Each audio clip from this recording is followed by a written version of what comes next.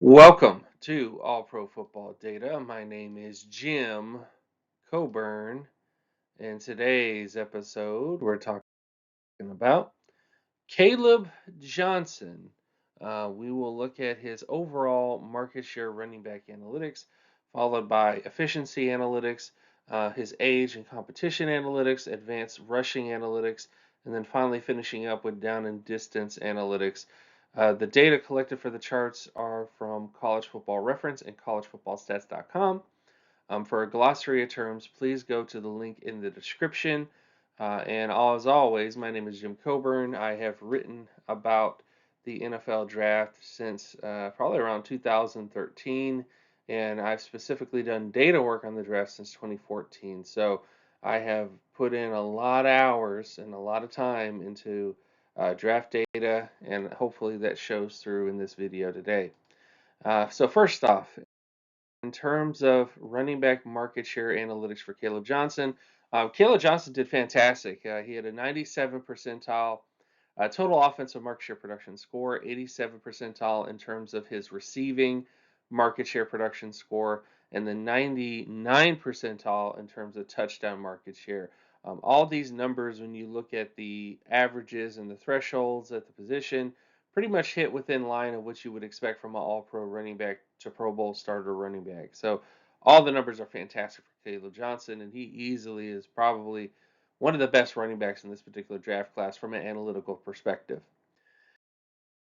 Then, of course, we get to running back efficiency scores. Based on this data, his yards per touch was great.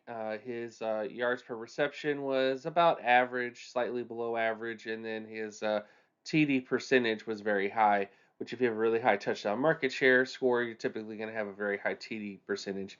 But based on these numbers right here, this is pretty much right in line with where you want him to be. The receiving averages might be a little bit better, but as far as being a rusher in terms of yards per touch, in terms of touchdowns per touch, he hits all the marks that you're looking for at the position, which is exactly where he needs to be.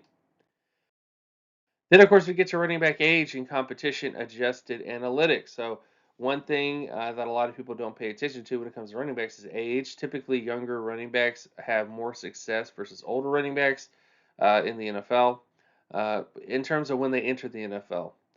So if a back is like 24, 25 years old when he enters the NFL, he really needs to be successful right away. Otherwise, he's going to be left behind with other running backs that are typically younger and more able to adapt to the NFL. So based on his data, his age score is great, 90 percentile. His MSA rating is fantastic at 98, and then his pass rating is 98.50.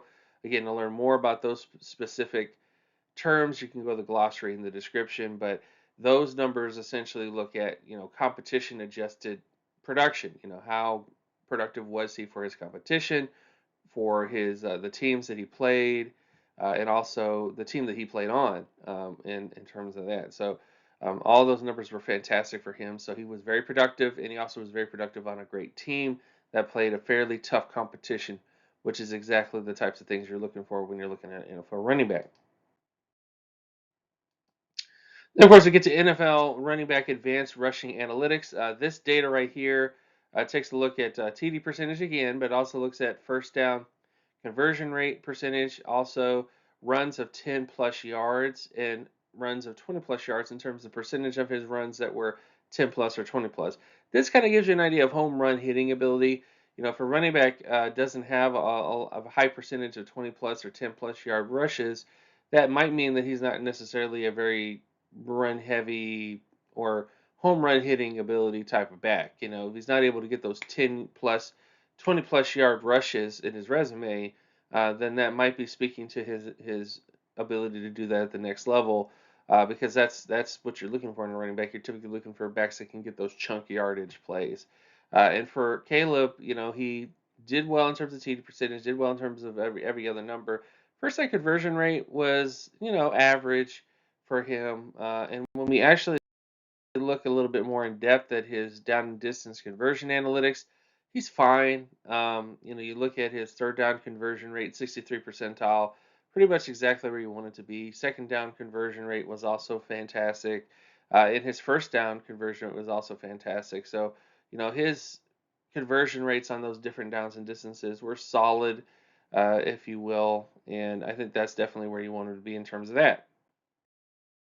So overall, my overall conclusions, Caleb Johnson's probably one of the best analytical profiles in the 2025 NFL draft class.